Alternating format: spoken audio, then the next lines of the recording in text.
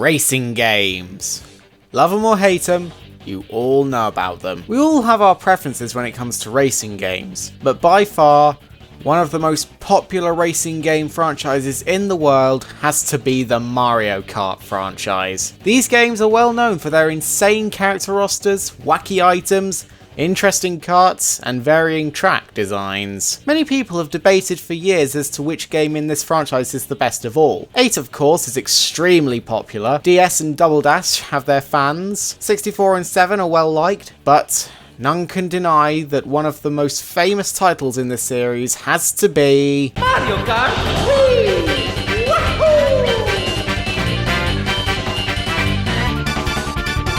Everybody and their great-grandmother knows of Mario Kart Wii's impact. You don't even need to have played the game to understand how much of a universal impact it's had on not just the world of gaming, but the general world. I of course played this game religiously as a kid and still do. I did play other racing games on occasion, but Mario Kart Wii always stood out to me in a way no other racing game did. I couldn't exactly pin down why, but as an adult, I think I can. So, grab your seat and come along with me as we take a look back at one of this plumber boy's most influential games of all time. This is the Mario Kart Wii Retrospective.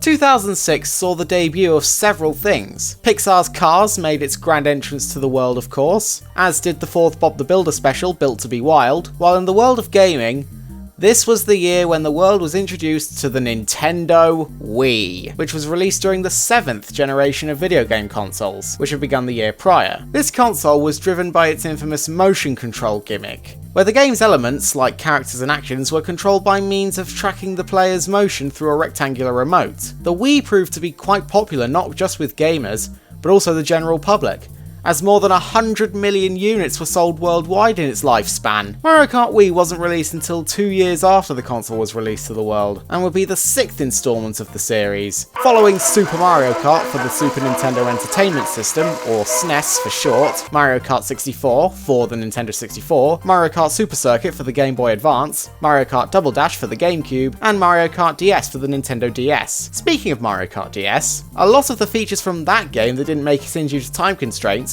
were implemented into this game. I couldn't find any info on what these features were, but if anybody knows, then please let me know. This was also the first game in the series to include a new vehicle type: motorbikes. This was an idea Hideki Kono, I do apologise if I mispronounced that, had since Double Dash, but was turned down due to the philosophy that Mario riding a motorbike would just be ridiculous. But considering this was the game that introduced the likes of trick systems and half pipes, this game felt like the ideal one to debut bikes. The game was officially announced in 2007 at the E3 trade event of that year, and was set to be released under the name Mario Kart X, with the X being a slang term for extreme, but the name was later changed to what we know today as Mario Kart Wii. My assumption is that people would have likely mistook the X in the name for the number 10 in Roman numerals, when this was only the 6th installment of the series. On the 10th of April 2008, this game officially saw its Japanese release, followed by its European release the following day.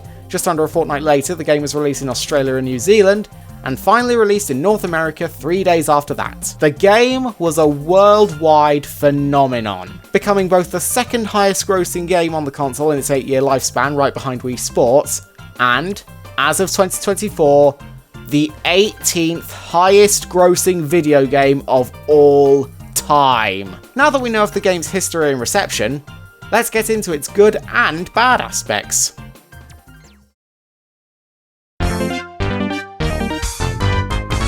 So let's get the obvious out of the way first. The gameplay for this game is superb. It's not perfect, as we'll see later, but let's get some of the positives covered first. We'll start with the controversial motion controls. Once you get used to them, they're honestly alright. They actually feel much more realistic when you're driving, as you get a sense of how a car would actually respond when controlling it, unlike most of the other games in this series. It's not perfect, obviously, as sometimes the motion makes you feel like you're turning a bit too tight. That's an issue I mainly take out on some of the inside drift bikes. Looking at you, Muck Bike. But I think it's just a case of getting used to, and if you don't want to get used to it, there's plenty of other control options to choose from. Now let's talk about the other mechanics in the game. The drifting and all new trick system introduced in this game. The drifting is the same as ever for the most part, though this game also introduced automatic and manual drifting. If you're on automatic, keep in mind that you won't get any drift boost when you're turning a corner. I think this is the reason why the auto drift was a flop and never returned again after this game. We also got the brand new trick system, powered by the aggressive remote shaking. And honestly, this is perhaps one of the greatest innovations made in the series. You're now encouraged to do a stunt at any opportunity you get, which adds a great degree of risk and reward to every race. Not only by tricking off ramps, boost pads and the like, but also these blue things called half pipes. Do you trick off of them, or do you stay on the inside and get a boost from there? It really comes down to what position you're in the race, and thus makes for frantic decision making whatever place you're in. The gameplay in this game isn't perfect, as I said. There is one thing that bothered me years ago and still bothers me to this day. That is the team racing option. We're not just talking about battle mode here. We're also talking about the team racing as a whole. In theory, team racing is an interesting concept, but it ultimately doesn't depend on you. It depends on the rest of your teammates. If your teammates don't perform as well as you do, which chances are that'll very likely be the case, then you're just racing for no reason or rhyme. That's pretty much the only thing that sucks about the gameplay though. Everything else, top notch.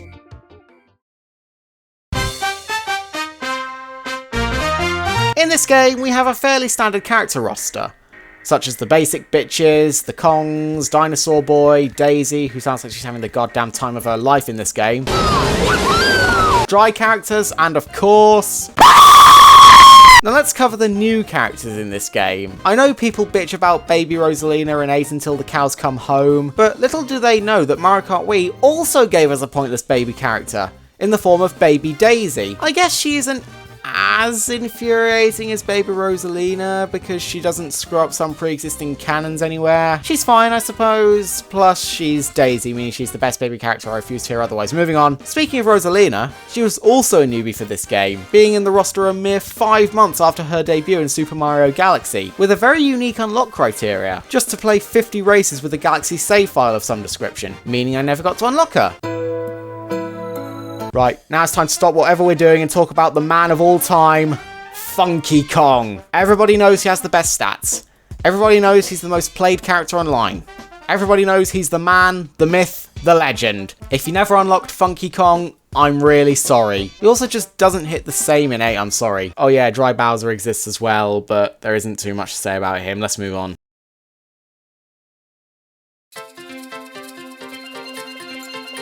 And rounding off the video, we have my views on the courses. As is tradition with almost every Mario Kart game since DS, we have a selection of 16 brand new courses to choose from, alongside a selection of retros to drive. 2 from Super and Super Circuit, 4 from 64, Double Dash and DS. Let's save the best till last and talk about the retros first. Aside from some that got major upgrades here and there, they're not exactly impressive. The GBA ones in particular are utter garbage. Bowser Castle 3 is all blocky and not very fun to race on, while Shy Guy Beach... it really speaks for itself. Now let's move on to the brand new courses. The way in which most of these are designed was really inventive for the time, and that inventiveness still holds up today. Of course, they definitely lifted ideas from previous games, but the way in which they do that, they heavily improve those said ideas. Everybody knows how undeniably awesome Coconut Mall is, so I don't need to go into too much detail about how it's the human race's crowning achievement. DK Summit, or Snowboard Cross for the incels, is just DK Pass from DS but cooler and more fun, so it definitely makes my list of favourite tracks. Daisy Circuit is just something you can drive on to point and laugh at the lamer circuits in this game because it feels absolutely nothing like a standard circuit and doesn't even utilise the main circuit theme. And Toad's Factory does not deserve to be continuously excluded from every new Mario Kart game ever, for it's easily one of the most exciting tracks in the game. Easily one of my favourites. But by far, my favourite track in the game is definitely the GOAT itself, Moonview Highway. This course has everything. Big ass cars you have to dodge, meaning you have to keep your eyes peeled during every lap, drift opportunities at every turn, boost pads galore making the race feel more exhilarating, and of course, the music. Jeepers creepers, the music! The rest of the game's original soundtrack is fantastic too, like the circuit theme, which is kinda guilty pleasure for me, and of course Rainbow Road, which I'm sure most of you have been wanting me to yap about since the start of this video, but Moonview Highway's original soundtrack absolutely tops all of them. I especially love that part of the city when the electric techno music switches to a more jazzy aesthetic with the backing piano and clarinet blasting away. I think it's a clarinet, maybe a saxophone, I don't know. Oh, and the battle courses are fine too, but battle mode is a myth, it does not exist.